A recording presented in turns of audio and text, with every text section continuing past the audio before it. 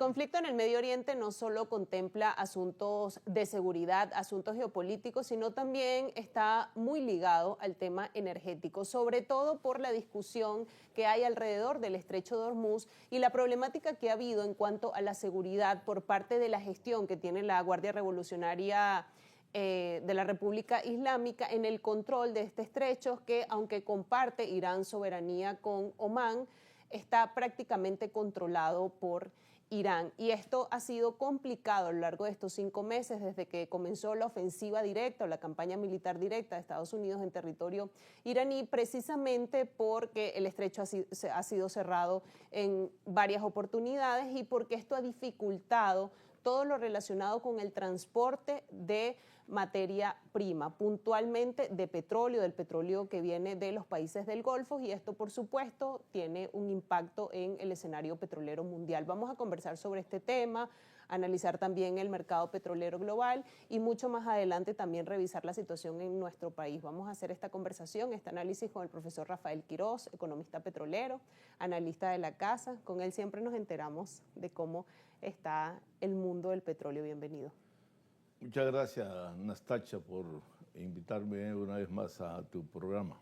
Gracias a usted por venir a hablar de estos temas importantes, ¿no? El conflicto en el Medio Oriente ocupa la mayoría de los titulares internacionales y de las preocupaciones de la comunidad internacional, pero puntualmente el asunto energético es fundamental por este paso, este cuello de botella tan importante que ha estado bajo acecho durante estos 5 meses, ¿no? Así es, así es. Sí, el problema del Medio Oriente es que cada vez que se le estudia, cada mes o cada 2 meses, se levanta el cuero, como decía Juan Vicente Gómez, por otro lado. Cuero seco.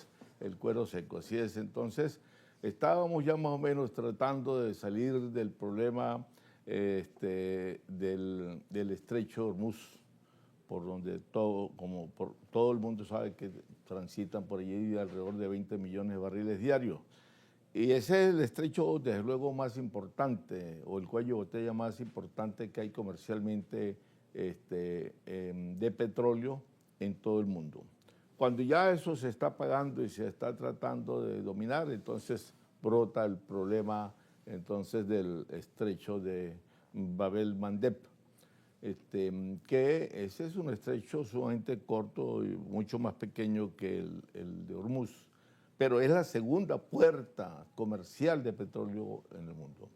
Ese estrecho tiene 28 kilómetros escasamente y lo comparten, repito, entre Yemen, donde están los hutíes más radicales de todo el mundo árabe radical, con Yehudit, que impiden a la hora de uno de ellos dos o de los dos querer cerrar ese estrecho, esa puerta. En efecto, la han cerrado debido a que hubo un incidente con 2 tanqueros VLCC la semana pasada, inicio de la semana pasada, 2 tanqueros norteamericanos que fueron atacados y se incendiaron allí en ese estrecho. Habían otros barcos, otros tanqueros allí esperando, dieron su vuelta en U y regresaron, pero no pudieron pasar. El problema es que ese estrecho también abarca el 10% de toda la comercialización petrolera, de todo el petróleo que se vende o se compra diariamente. Y también involucra el 6% de todo el comercio gasífero del mundo. Entonces, bueno, con esas 2 puertas, bueno, paralizan prácticamente el comercio mundial de los hidrocarburos. Por eso es que el petróleo de pronto, después de haber caído y todo el mundo asombrado porque había caído, bueno, nuevamente toma respiración. ¿Por qué? Porque la prima que cobra ese elemento, que es una variable netamente geopolítica y por lo demás muy coyuntural, pero variable al fin, y variable geopolítica que tiene peso a veces más que varias variables estructurales individualmente estudiadas. Esta variable, por supuesto, hace subir los precios hacia arriba. Yo siempre he dicho que el mercado petrolero es muy susceptible a las señales que se le envían. Y en este caso, una variable geopolítica de tanta importancia, donde la prima de riesgo al suministro coge hacia arriba indudablemente. Entonces, bueno, nuevamente vemos los precios del petróleo catapultados hacia máximos. Principio de semana sobrepasó el Brent los $100 nuevamente, y la cesta venezolana sobrepasó los 70, 75, estuvo andando allí en ese rango. Y por supuesto, bueno, esto pone de cabeza al mercado mundial de los hidrocarburos, porque los países altamente consumidores, que por lo general son los países más desarrollados, porque comprometen mucho más su crecimiento económico y su desarrollo económico mismo. Recordemos un principio elemental en política petrolera, que es que no hay economía, crecimiento económico sin demanda petrolera, ni hay tampoco desarrollo económico si no hay mayor demanda petrolera. Entonces, tomando eso como una especie de paradigma, entonces nos damos cuenta, por supuesto, que el elemento petrolero priva a los precios del petróleo. Cuando son variables que se anteponen y son más pesadas y más fuertes, tienen mayor ponderación que las variables mismas estructurales. Esas variables serán coyunturales, pero bueno, pues son coyunturales, pero son variables de geopolítica que tienen su peso y que indican y enrumban el mercado petrolero para un lado o para otro lado.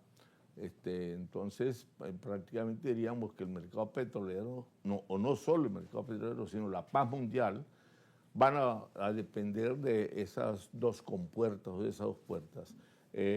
Por allí, ese 10% del mercado petrolero es un mercado que va a alimentar a los mercados europeos y a los mercados occidentales también. Es el tránsito más corto que tienen entre los países bloque del Golfo Pérsico, que después de pasar y solventar el problema del estrecho de Hormuz, que ya está tomando normalidad, por decir algo, entonces vienen y se encuentran con el problema del estrecho de Bab al-Mandeb, para poder llegar al Mar Rojo y de allí al Canal de Suez. Y entonces sí, abordar, por supuesto, el Mediterráneo, atraviesan, bueno, los barriles que puedan ir ahí a los países europeos que están en el Mediterráneo, todo bien.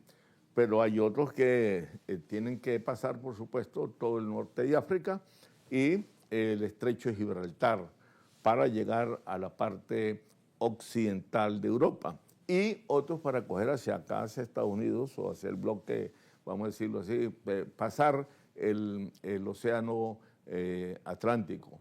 Entonces, esa es la vía más corta. De hecho, cuando en 1859, cuando se inauguró ese estrecho, que lo hicieron los ingleses decían que ese era nuestro camino a la India, porque era el más corto.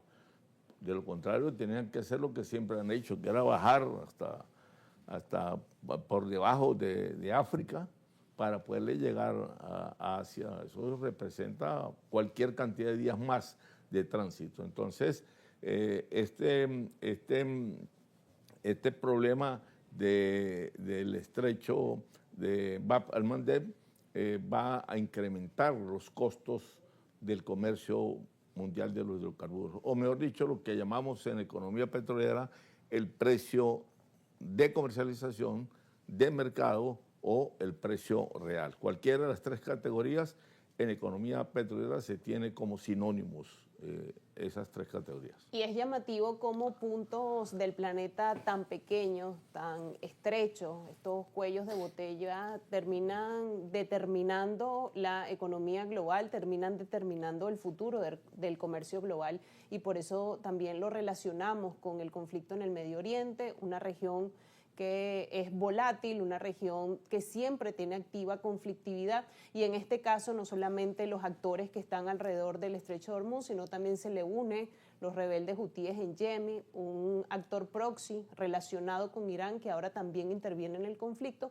y pone en vilo también este otro estrecho, el estrecho de Bab el-Mandeb, que también, por supuesto, impacta en el mercado petrolero mundial y en general en el comercio internacional. Vamos a hacer una pausa para el regreso, revisar cómo está el mercado petrolero mundial, revisar esas variables más importantes para mucho más adelante también puntualizar en el caso venezolano, cómo está el escenario petrolero en nuestro país. Hacemos una pausa y ya regresamos.